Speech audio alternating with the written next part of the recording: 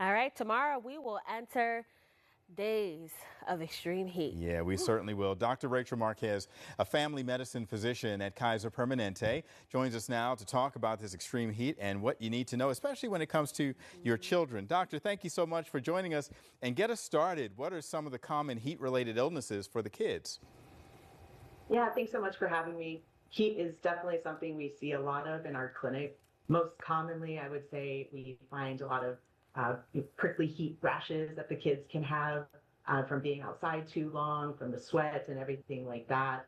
The other most common one is our kids are outside in the pools playing, so we see a lot of sunburns, a lot of skin irritation, and then, of course, a lot of heat exhaustion. So just getting too dehydrated, not staying cool enough throughout the day.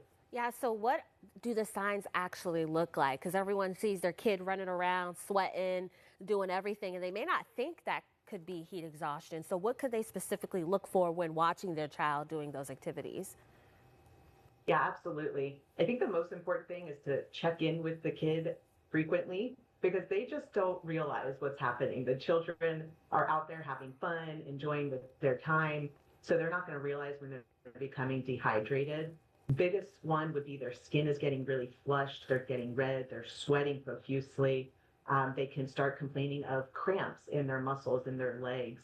They may start complaining of a headache or belly pain, even some nausea, and those would be some of the important signs to look out for heat exhaustion or heat-related illness.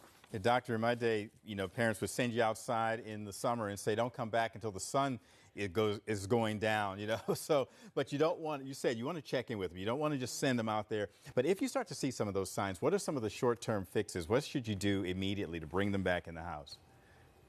Yeah, exactly what you said. Bring them back in the house, bring them down into a cold environment. So air conditioning, if you can't, if they're out playing sports, bring them into the shade. So under a tree, something to cool them down, and then start getting them fluids. So water, electrolytes to kind of replace some of the sweat that they've already lost is most important. All right, so where can parents find more information and a bit more guidance on all of this, especially as we usher in all this hot weather tomorrow? Yeah, absolutely. There's a lot of great resources out there. American Academy of Pediatrics have some great resources, and there's great resources as well on Kaiser Permanente's wellness website as well and their social media. But just keep an eye out for the UV index and how hot it may be outside. Try to keep them inside during the day and do more activities in the morning or evenings.